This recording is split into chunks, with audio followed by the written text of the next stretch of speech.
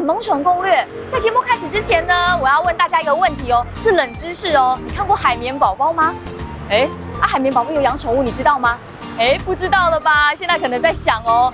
没关系，今天我要问问看大家，对于大家熟悉的海绵宝宝，你们知不知道它有没有养宠物呢？好了，接下来问问看路人喽。那边有小朋友，我们去看一下。Hello， 小朋友，你们好。来，可不可以借我采访一下？好，来，我们站路边一下哦。来，你们认识海绵宝宝吗？认识。哦，大家都认识海绵宝宝哦。那我问第二个问题哦，你们知道海绵宝宝有养宠物吗？有。哦，你也知道？有。第三题比较难咯，到底海绵宝宝养的是什么宠物呢？我给你们选项选哦，小猪、小羊、蜗牛、寄居蟹，你是哪一个？蜗牛。大家都知道那我们看来小朋友都知道，那大人知不知道？我们去那边看看，走喽！谢谢你们，拜拜。看看大人知不知道喽？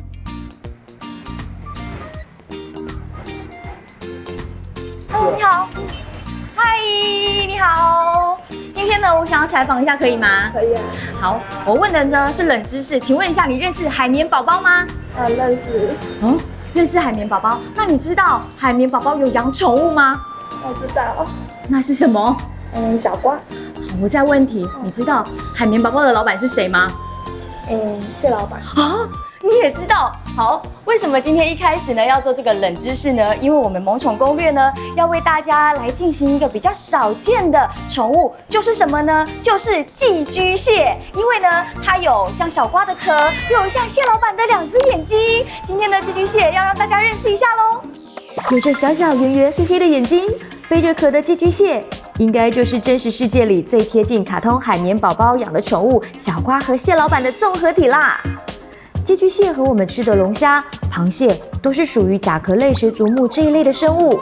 在台湾就有一群蟹友养着寄居蟹当宠物，透过朋友的介绍来认识这群比较罕见的宠物哦。我们今天要介绍的呢是海绵宝宝很像它的宠物的寄居蟹啊！不要一直拍海绵宝宝啦，因为今天主角不是它，是长得跟它的宠物很像的寄居蟹。有没有看到它？它躲在壳里面，好可爱哦！从小呢，我们常常在外面有看到在卖这个寄居蟹啊，但是我们要怎么照顾它，我们都不知道哦。今天好好的让大家来认识一下超级可爱的寄居蟹，当然要邀请我们的达人喽，林大哥。大哥你好。主持人好，观众朋友大家好。我们寄居蟹有分为哪几种啊？目前全世界的寄居蟹大概有800多种哦，还陆续的在发现增加当中哦。那我们现在简单的规划就是分成3大类，就是深海寄居蟹、浅滩寄居蟹跟陆地上的寄居蟹。好，那一般会在我们看得到跟可以饲养的方面，大概就是陆寄居蟹。那陆寄居蟹又有分成15种以上。5种以上，那通常这5种都可以被大家来饲养嘛？对。那我们最常看到是哪几种？我们台湾是目前就是全世界可以算是品种最多的。那我们常见的大概有4种品种。台湾常见被饲养的陆寄居蟹有4种，分别是灰白陆寄居蟹、凹足陆寄居蟹、巴掌陆寄居蟹、短吻陆寄居蟹。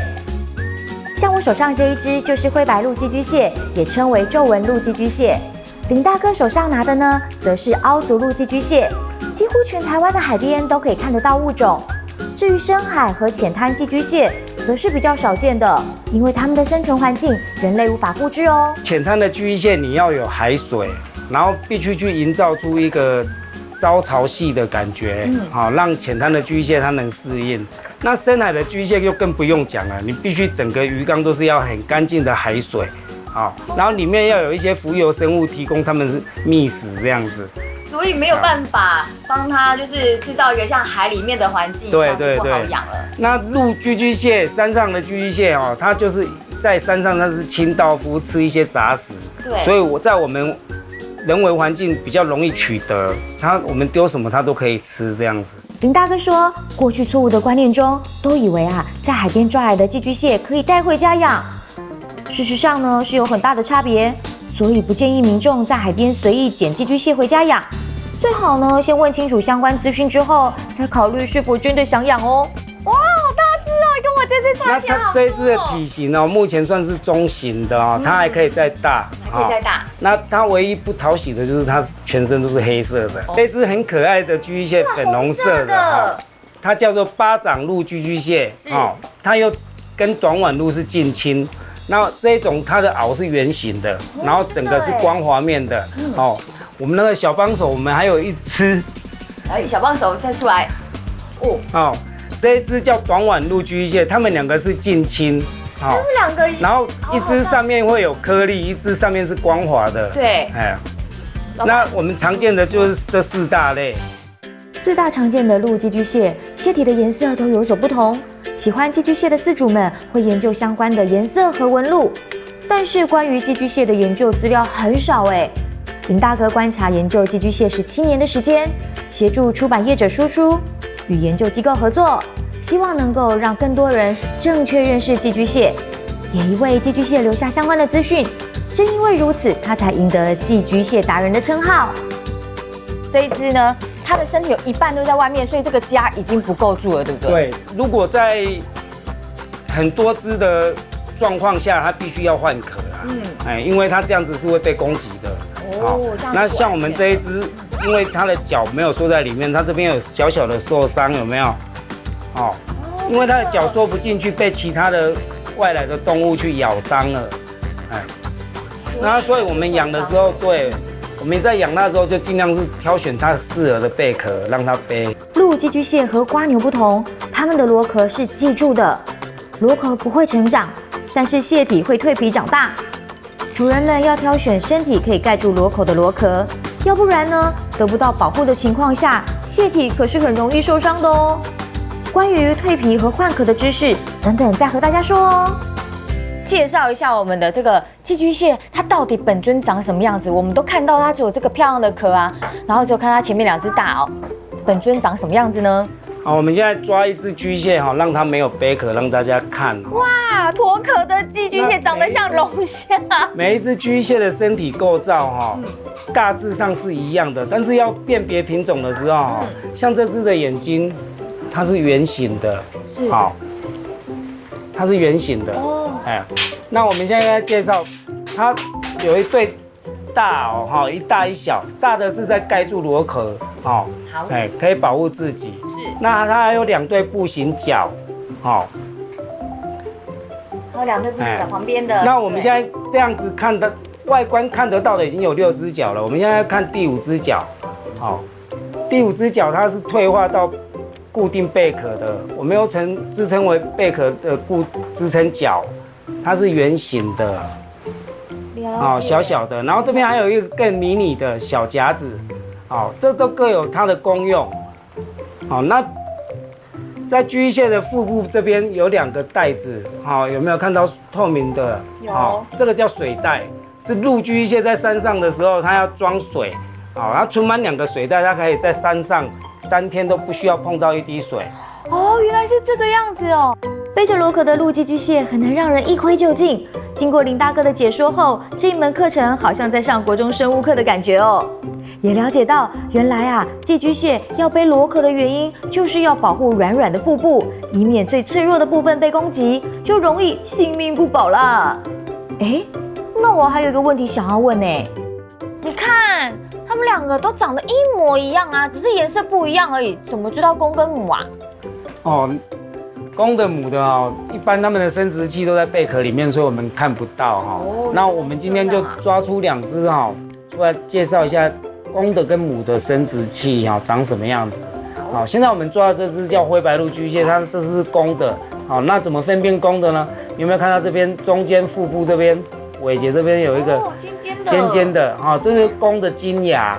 哦，那母的公的旁边肚子它会没有须须，因为公的不需要背蛋。然后这只是母蟹，你看它没有贝壳，它现在所有的脚包住它的尾巴，这边可能就是比较难看到一点的是最后一只脚这边会有一个小洞，就是我的指甲这边哈会有一个小洞，哦，那母蟹它没有金牙，哦，它这边没有金牙，那它尾部这边会有很多细细的毛啊，我们称为附足。这些附足是它的蛋从生殖孔排出来之后，就会附着在这个附足上面。对，那等蛋4个周期成熟之后，它就会去海边把它的蛋下掉了，好，下在海里面。成年的陆寄居蟹在陆地上生活，可是它小的时候是住在海里的。因为陆寄居蟹交配后，雌性寄居蟹会把卵产在螺壳中，依附在腹肢甲足上。林大哥说，这17年来追着寄居蟹研究，和屏东东港水产试验所合作，记录过相关陆寄居蟹产卵生育，想要为大家认识甲壳类食足目生物尽一份心力哦。另外呢，林大哥也和我说，如果真的想要养寄居蟹，他要推荐一位非常厉害的筑巢高手给我认识。要为他们预备好一个饲养环境，非常的重要，这样呢才能让他们在没有压力的存活下去。咦，没有压力？这我就不懂了。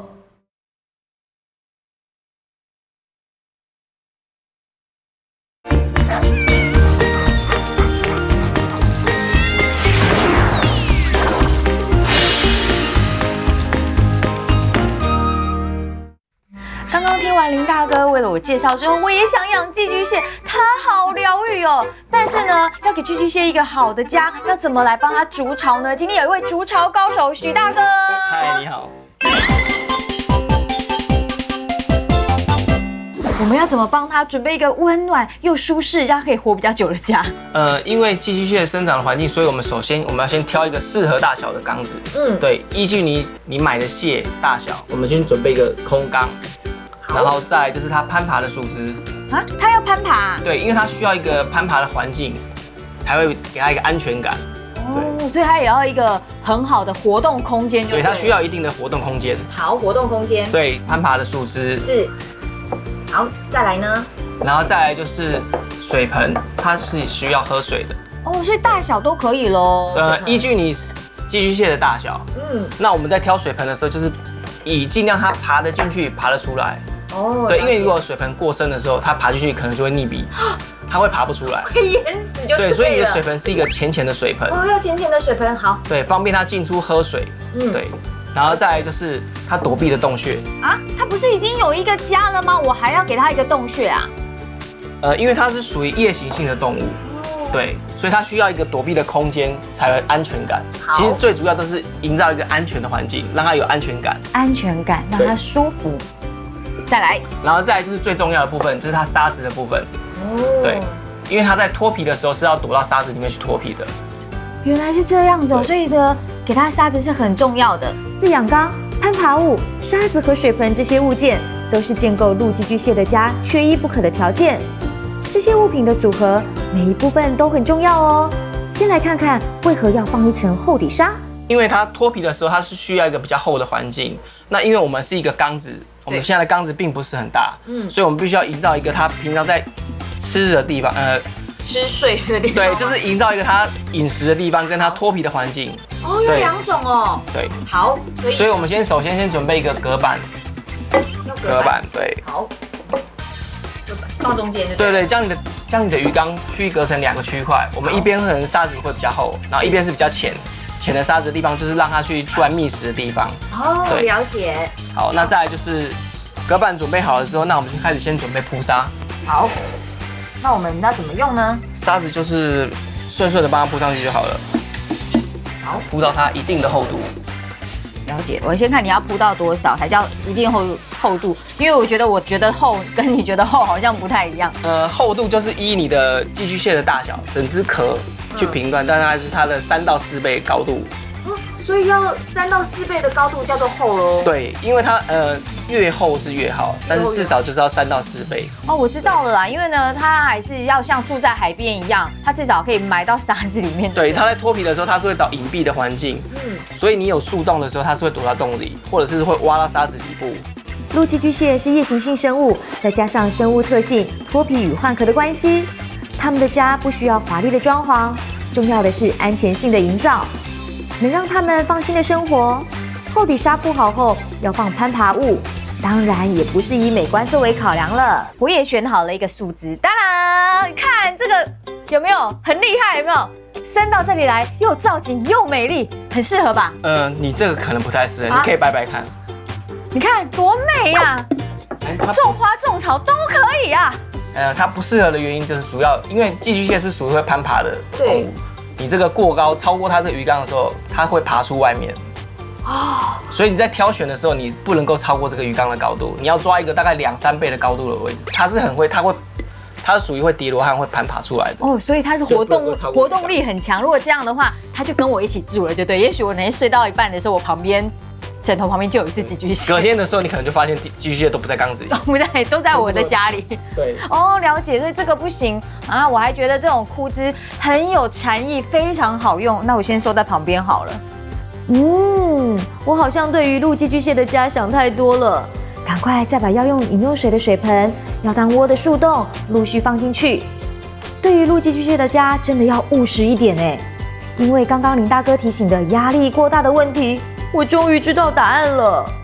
如果环境很拥挤的话寄居蟹就会压力过大。那它们压力大的时候会发生什么样的状况？一般压力过大的时候，它最常发现就是它会先断脚，就是属于自残的行为。那你或者是口吐泡泡哦，真的，所以你只要看到它的那个口吐泡泡的时候，就要赶快把它移到大一点的空间。对，一般适应不良的时候，最先就是会断脚。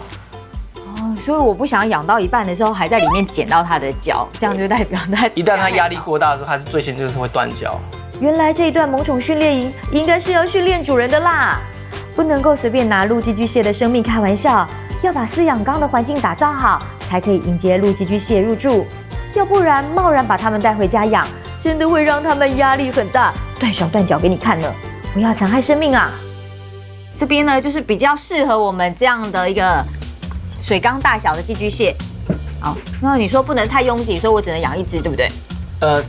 依你这个尺寸大小的话，大概是适合目前可能顶多是2到3只就好了。2到3，哦，它还可以塞2到3只哦，所以我要挑小只的，对不对？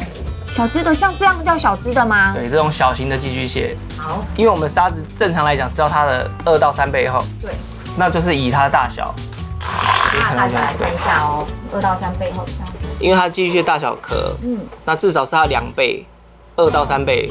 所以这样子，我就是要这个大小的寄居蟹。因为它在脱皮的时候，它是往下挖沙，对，它才会有一个隐蔽安全的空间。所以那我们就挑沙给你。对。如果你要养大只一点的，可能就是要大一点环境，就重新再营造一个比较大的环境。所以你这个缸比较大，你就可以养大只一点的。好，那我就把它放进去喽。许先生有提醒哦，要先确保陆寄居蟹能够有一个足够好的饲养空间，再给它喝人类喝的饮用水或者是海水。做好环境布置之后呢，再想要养哪些陆寄居蟹。还有，台湾天气很热的关系，温度和湿度的部分也得注意哦。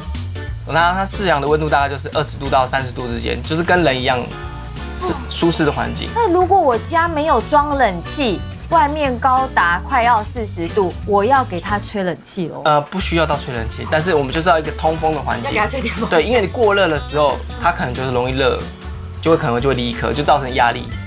对。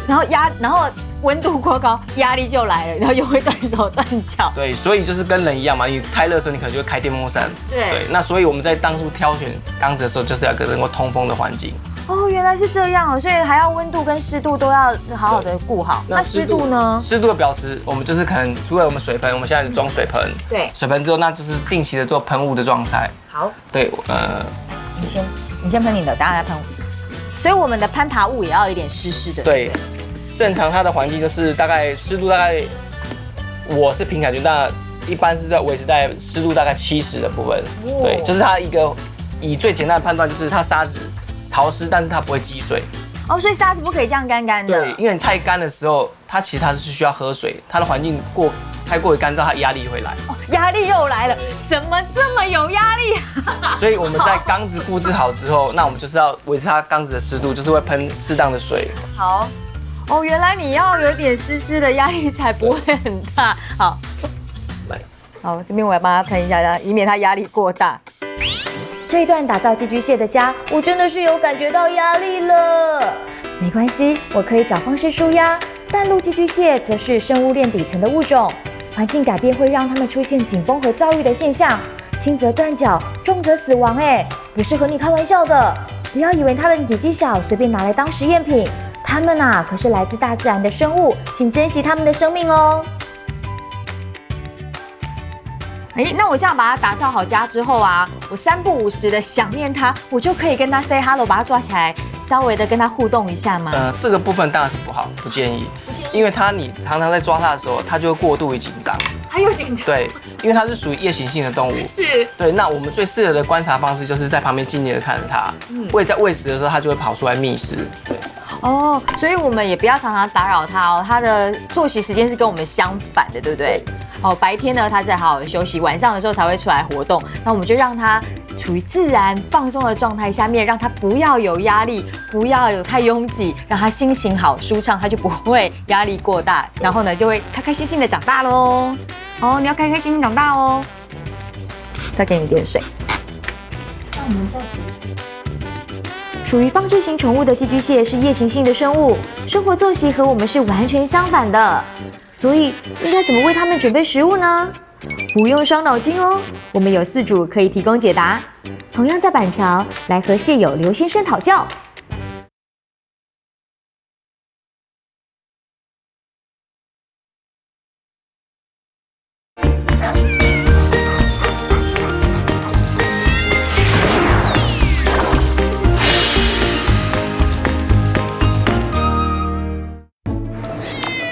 看到了菜刀吗？当然就知道又到了料理时间了。今天要准备什么好料呢？大家都知道，我们寄居蟹呢是海边的清道夫，专门吃什么呢？就是吃垃圾。但是我不能准垃圾给它吃啊！今天到底要准备什么好料呢？我们今天的料理达人就是我们的刘大哥。你好，你好。寄居蟹要吃好料了，但是我们今天这一桌看起来很高级的料理，但是一点都不高级，还有一点不新鲜哦。为什么嘞，刘大哥？因为寄居蟹它基本上算是腐食，它都吃腐食比较多，它是杂食性，它看到什么就吃什么。看到什么吃什么，也就是说，喂鹿寄居蟹吃饭是一件很简单的事情。那么这一段萌宠预算房可以改成萌宠大杂烩了啦，不会有美美的摆盘，因为鹿寄居蟹根本不在乎啊。简单来说，主人吃什么它就吃什么，喂养的部分好像没那么难哎。但是啊，我要整颗凤梨就给它吃吗？啊，整颗苹果给它吗？当然不是，我们把它切成小块就可以了。好，把它切成小块。好，另外哦，这个我们现在来喂一下吗？这个，我们要怎么要切多大块啊？因为它到底要吃多一次喂食要多少？基本上是随便一点点就可以了。随便一点点就好。对，随便切一小块，像这样子丢下去，然后它晚上才会出来进食。所以白天不用太早喂寄居蟹，我们都晚上差不多7、8点那时候喂。然后7、8点就可以喂寄居蟹了。对。啊，它就吃到隔天早上哦。没有，他们因为他们食量不大，他们吃的时候基本上是用大螯压住食物，然后小螯再慢慢的啮食。它食量不大，他们可能现在吃个5、6分钟就跑去躲起来，然后想到的时候又跑出来吃个5、6分钟。对，所以食物不用放多，只要一次只要一点点就好了。体型小小的鹿寄居蟹胃口当然比小鸟胃还要小啊，所以喂给它们吃的分量当然不用多。如果给它们食物过多的话，可能还会来不及吃。食物腐烂的情况下，还会让饲养缸发臭，反倒是污染环境了。像是刘先生的喂食习惯是1个礼拜喂3次，1个礼拜我通常喂个3次而已，2次至3次，2、3天才会喂食1次，2、3天1次。对。哦，原来不用天天喂它哦，所以呢，你只要1个礼拜喂食2到3次就可以了。那一次呢，放一点点的食物就好了。对，没错。那我们要多久就要把它清理掉，然后再换新的嘞？我们晚上丢，我们晚上7、8点丢食物，然后到隔天早上起来，像我是隔天早上起来要上班的时候，就顺便把食物收走。哦，然后到了晚上的时候，我们再回来再把新鲜的食物放给寄居蟹吃。再过个2、3天以后再放食物，让它去吃完没吃完食物的残渣，让它去捡食。哦，原来是这样啊。那你看我们刚刚有说可以喂妈妈煮剩下来的这个菜啦、饭啦、肉啊，通通都可以喂。那我知道了，我吃完的饼干啊、爆米花啊，然后软糖啊，也都可以喂咯。不太行，因为饼干跟糖果这些人工掺杂物太多了，对寄居蟹是不好的。哦，所以它也只能吃天然的食物。对，没错，大概是这样。那我知道了，我想要让他们头好壮壮，像我们啊，要吃辣椒啊、蒜头啊，增加我们的免疫力。我要帮寄居蟹增加免疫力，我也准备辣椒跟蒜头给它吃。这边我准备好一盘了，这个应该可以给它吃吧？不太行，寄居蟹的它不吃的食物，也不能吃的食物就是辣椒、蒜头，或者是辛香料，对，辛香料他们不吃。哦，所以这个也不能给它吃喽。寄居蟹吃的天然食物当中，蒜头、辣椒这类辛香料的食材不要给它们吃，加了防腐剂或者是人工添加剂的这类食物也不建议。倒是五谷杂粮面包可以吃一点，提供给蟹友们做参考哦。那我们要增加它的活力的话，你有没有发现吃什么东西他们最喜欢？吃什么？因为寄居蟹，我之前也是查资料的，他们如果活力比较差的时候，可以喂食他们吃蜂蜜。哦，蜂蜜，吃蜂蜜跟熊一样吃蜂蜜它身体会变好哦。资料上是这样说啦，当然我们是没有了解到那里去。但是我有发现有活力会变得比较好一点，会比较好一些。可以把蜂蜜加在吐司上面，或是加在水里面给它吃。它的身体就会比较健康。那你有没有发现，就是你喂什么东西的时候，第二天早上清光清的比较快？清光有啊，像是椰子肉，椰子肉他们也蛮喜欢的。然后再来就是苹果，苹果。所以苹果他们也很喜欢。那我可不可以图方便啊？如果他喜欢吃苹果，我就天天给他吃苹果就好啦。不太可以，因为寄居蟹，你同样的食物喂了3、4、5次以后，他们会厌食。你丢还会厌食，这么挑食。他们算是蛮挑食的物种，所以不能每天只喂同一样食物，要多元化。天哪，这寄居蟹的饮食习惯也太像人类一样了，有喜欢吃的，还要兼顾多元化。这小小一只寄居蟹饮食背后的学问不容小觑啊！还有大家可能不知道，寄居蟹那圆滚滚的眼睛，视野很广，但视力不好哦，可以看远，不能看近。我们刚刚放了凤梨进去了，但是我发现，大哥你都没有把它放在他们的旁边他们看得到吗？基本上他们是看不太到，但他们看不到他们是靠嗅觉在找食物。所以他们是青梅瞎子看不这样吗？对，大概是这样。然后，所以它是靠那2根须须再开始在觅食咯。对。难怪你要放一些味道很重的东西，因为他们这个味道强烈的话，他们才找得到。那我现在如果要喂这个，这个味道就重了。有没有家里妈妈看胖那个虾米跟我们的那个布拉提，然后放进去，它其实也不用特别丢在他们旁边咯。不需要，他们会靠嗅觉自己去寻。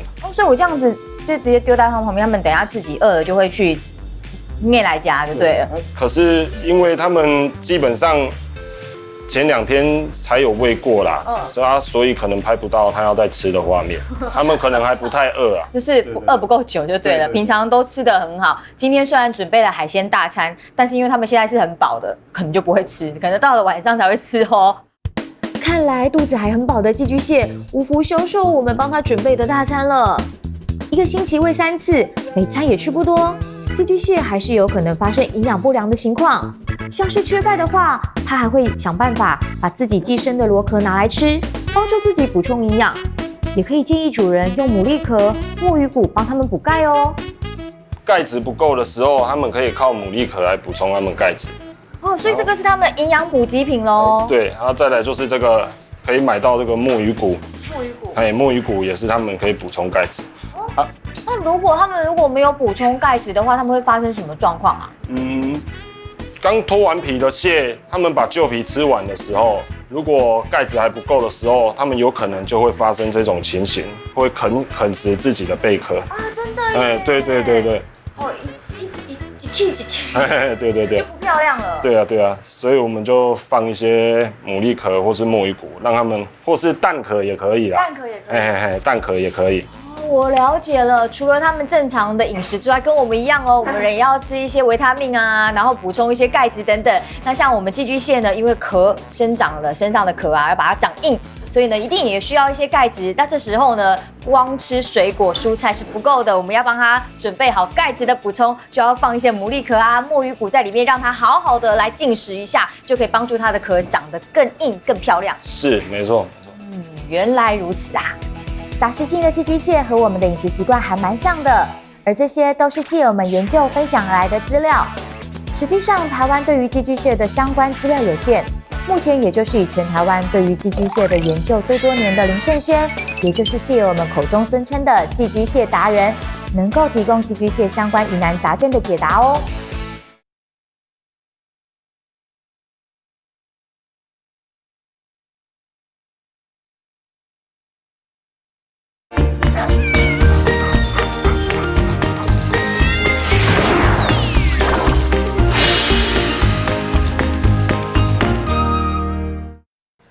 那我们的寄居蟹啊，长得这么的可爱，然后触小灵活度，如果它今天比较慢了，我要找医生，可以找得到吗？目前全世界没有所谓的寄居蟹的专用医生啊，那怎么办？那我们所有的寄居蟹的生病的形态来讲，我们都是靠经验跟一些蟹友网络资讯，我们集合起来的一个经验。可是网络上面好像有很多的资讯也是错误的耶。各说各话啦，因为宠物这种东西就是没有资料，就是各说各话。那每个人有每个人养的经验跟遇到的经验，都不同。那我们就是多去吸收然后去观察了解这样子。宠物界中，当然以饲养猫狗为最大宗，像是寄居蟹是比较少见的宠物，需求少，自然也不会衍生出专科医师来为它们看诊。再加上这个部分没有太多研究资料可查询，目前就是以林胜轩协助出版社、海洋研究相关单位做记录，提供给蟹友们作为参考哦。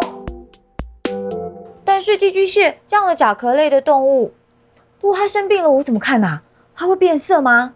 林大哥，它生病我们看得出来吗？其实寄居蟹基本上它如果从外观我们是看不出来它是有没有生病，对，但是我们可以从它的触须构造来了解这只寄居蟹的心情跟身体状况因为寄居蟹它出来的时候，它的触须会中间那一对会开始晃动，晃动的越有力越快，表示它很健康，然后对，然后它外面长的这一对也会跟着晃，然后如果我们看它要晃不晃的就像人家常讲的要死不活的，那可能这只寄居蟹它可能有生病了。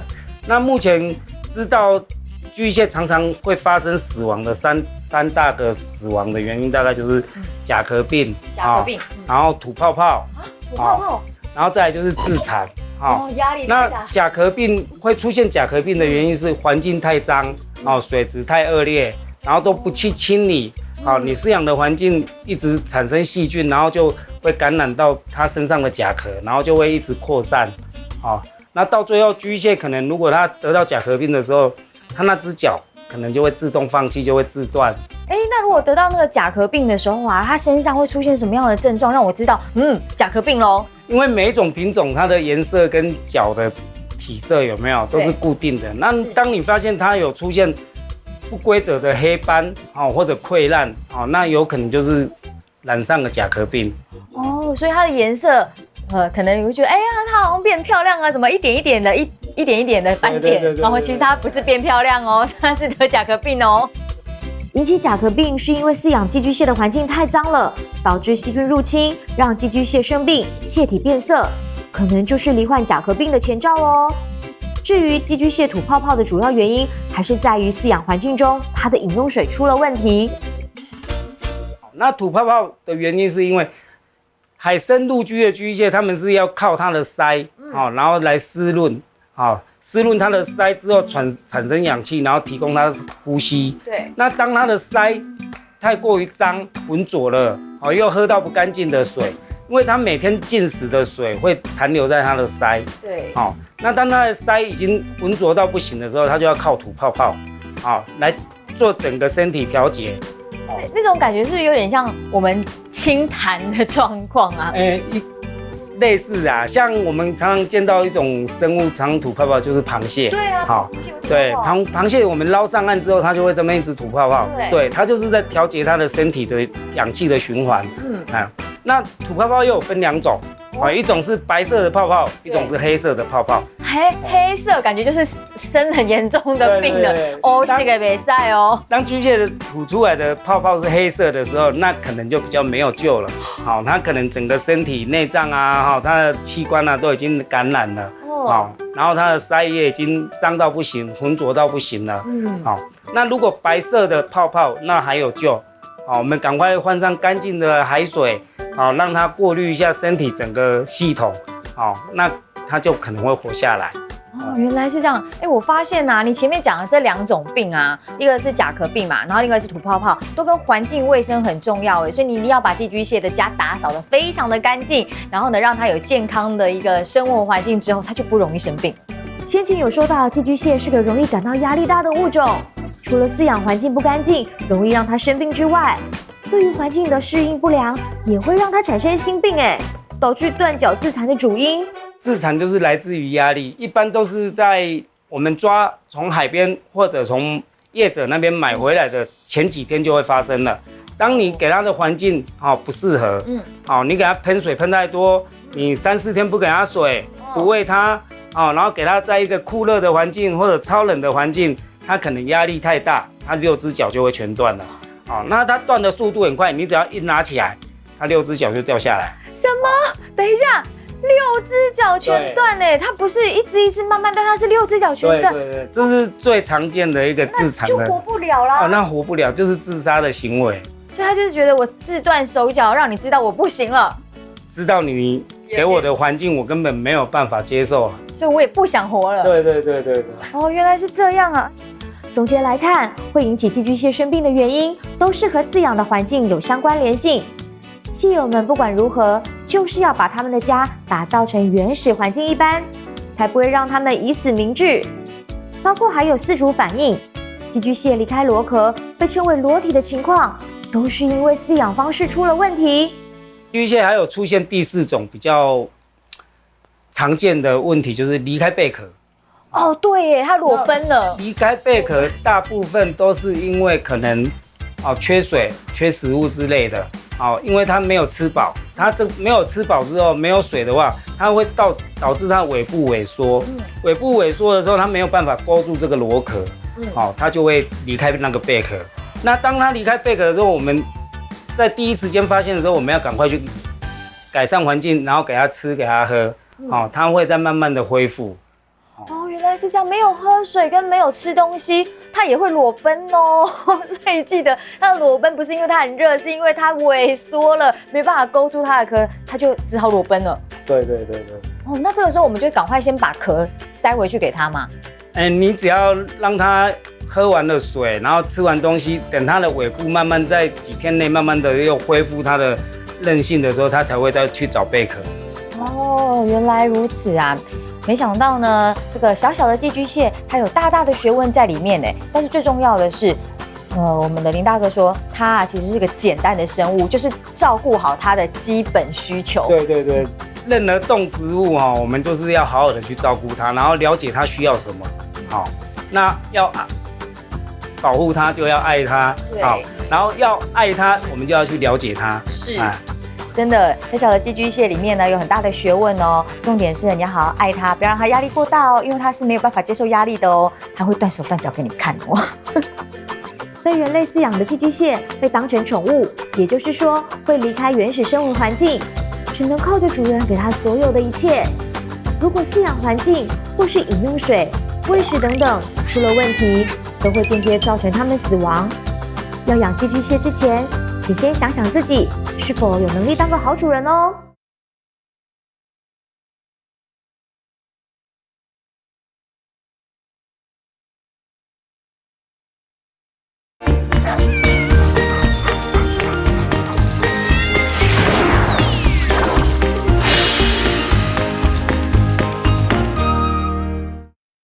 饲养寄居蟹的蟹友们和饲养猫狗有很大的不同。饲养寄居蟹是所谓的放置型宠物，看着它们在饲养缸里的一举一动，而这些观察的乐趣会让蟹友们很舒压。但有时候也因为对寄居蟹的了解不够多而闹出笑话来哦。我来演一段网友们曾经发生过的状况剧，来看看，大家就知道了。小燕，救命啊！你看，我的寄居蟹只剩下这样，它断手断脚了。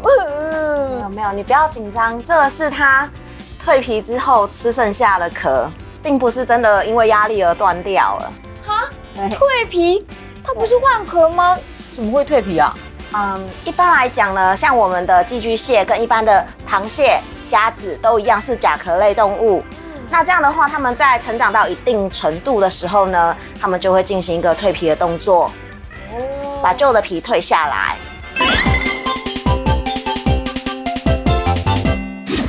谢谢小燕配合我们演出状况剧。小燕饲养寄居蟹有9年的时间了。她说，饲养这种放置型宠物，就是爱看着它们在饲养缸中呆萌的样子。有时候心情不好，看着它们这样爬来爬去的，有种被疗愈的感觉耶。所以一养下去就是这么多年，也因为长期饲养的关系，对于寄居蟹的一切有更多的观察和了解。像是刚刚演出的状况剧，捡到了寄居蟹的大螯，主要是属于甲壳类寄居蟹，它们的壳不会随着身体长大，必须进行蜕皮的动作。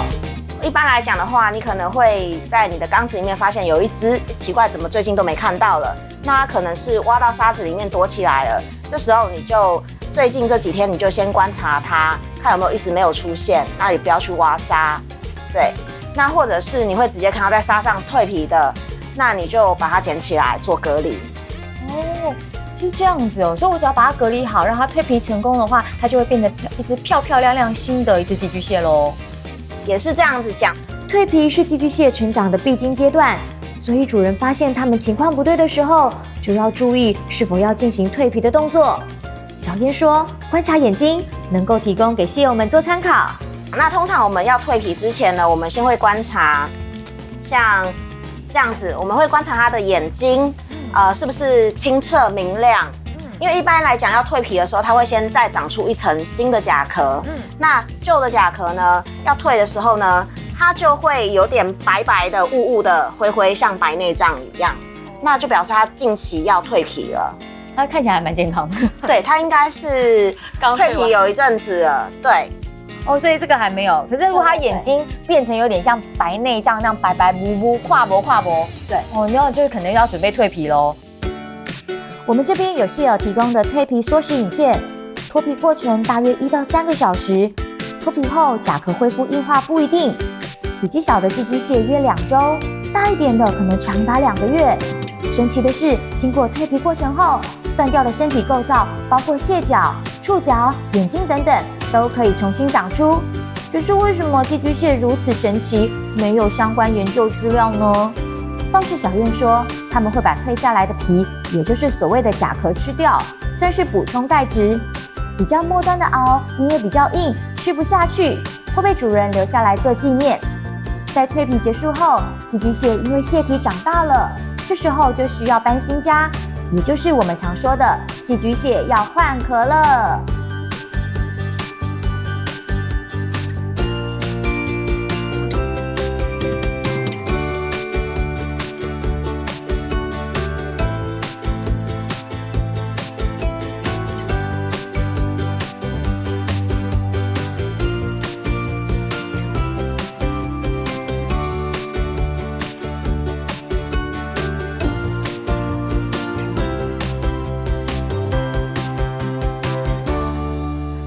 因为它们会一年一年长大嘛，就像蜕皮一样。那渐渐的，它原本的壳会住不下。那在它换壳之后，剩下的这些小小的壳，这种原生螺，我就会把它捡起来，收集起来到一定的量、一个程度，我就会拿到海边去，把它放在海边撒一撒这样子。啊？为什么要把它放回海边撒一撒啊？就留着就好了，很漂亮哎。可是因为它原本的已经住不下啦，那而且的话，这样的话还可以供给一些刚上岸，然后要长大的、要找壳杯的寄居蟹可以继续利用啊。哦，原来如此啊！所以呢，我们现在把它们没有办法住的房子，把它捡起来。然后因为它们长大了，这些壳对它们来讲太小了，那我们也没办法让它住了，就把它送回海里面，给刚长出来的寄居蟹，然后有房子可以住喽。对，一个适合的螺壳对于寄居蟹来说是很重要的。螺壳可以保护它们，避免被天敌捕食，以及保护柔软的腹部。小燕说，蟹友们会把螺壳捡拾起来，互相分享，并且把空的螺壳送回海边，给刚上岸的陆寄居蟹使用。建议大家来到海边玩的时候，不要捡螺壳回家哦，让这些壳能留在海边给寄居蟹使用，不会让寄居蟹找不到螺壳，只能背着瓶盖或者是罐子的情况发生了。我们这个贝壳啊这么漂亮，怎么里面会有这种瓜牛壳啊？这个是因为它们是海生陆寄居的那种习性，它们越大只，它们会越往岸边靠。那岸边的话，就开始会有一些瓜牛啊什么的。那它们原本海边的壳也稍微比较小一点，也没办法背了，它们就会去把瓜牛吃掉。真的吗？所以有的瓜牛就会留下空壳，然后它们也可以住在里面，对不对？而且瓜牛壳很轻便，你看像这一只，它躲得很里面，这个壳还有很多可以让它长大的空间，它不像我们的海螺重量比较重一点。哦，原来有这种差别哦。哎，对耶，它这里面它缩得好里面了，所以代表它成长空间还很大哦，它可以长很久，这个壳可以住很久。对，它这样的话也免去了不用一直在找壳的烦恼。哦，原来是这样啊，难怪有些寄居蟹住在瓜牛壳里面。经过蟹友们的介绍，我们认识了寄居蟹是很有趣的生物，一生当中都得带着壳走，也就是背着他们的房子在移动的。这样奇特的海洋生态需要我们一起维护哦。寄居蟹真的好疗愈哦，但是你知道吗？现在的寄居蟹没有办法用人工养殖而成的，大部分的寄居蟹呢都是在海边捡食而来的。你从海边捡来的寄居蟹，你一定要给它良好的生活环境，它才可以好好的生长哦，不然呢它就会断手断脚死翘翘了。所以想要养寄居蟹的好朋友们，一定要三思而后行哦。下一集的萌宠攻略要带您认识哪些宠物呢？别忘记再锁定我们的萌宠攻略喽，拜拜。